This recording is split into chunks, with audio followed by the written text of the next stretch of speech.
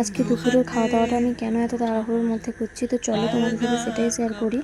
তো এখন আমি খুবটা তাড়াই ছিলাম, আমি এবং মা দুজনেই খুব তাড়াই ছিলাম।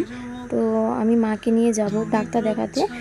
তো আমি যেহেতু অনেকটা তাড়াই ছিলাম, সেই জন্য আর মাঝখানে কোনো ক্লিপ নেওয়া হয়নি, অনেকটা লেটেও পৌঁছেছিলাম। আমরা যখন যাই পুরনো পেশেন্ট সব দেখা কমপ্লিট হয়ে গেছিলো, তবুও অনেকটা রিকোয়েস্ট করতে মাকে এখানে দেখিয়েছিল। তারপর দেখো এখানে অনেক পেশেন্ট ছিল, আর দেখানো শেষে আমরা তাড়াহুড়ো করে ওষুধ নিয়ে বেরিয়ে চলে এসলাম।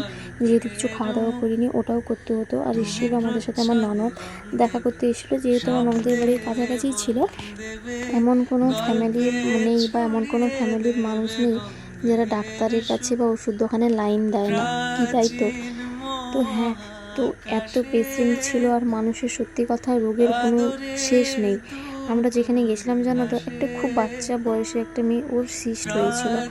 তো মানে ভাবতে অবাক লাগে, এখন মানুষের জীবনের কোনো মূল্যই নেই। তো এখানে যেহেতু আমরা 12টার সময় খাওয়া দাওয়া করে গেছিলাম, তো তখন বাজে বিকেল ঠিক 5টা কি 5:30। তো এখানে আমি খেয়েছিলাম মোমো, মেদিনীপুরের মোমো। তো চলো এখানে লাস্ট কার্ডও আমাদেরকে ধরতে হবে, যেহেতু আমরা বাসে এসেছিলাম, বাসে যেতে হবে। আর দিনটি ছিল রামনবমী, তাই জন্য ভীষণ বাসে ভিড় ছিল, রাস্তাঘাটে ভীষণ জ্যাম ছিল।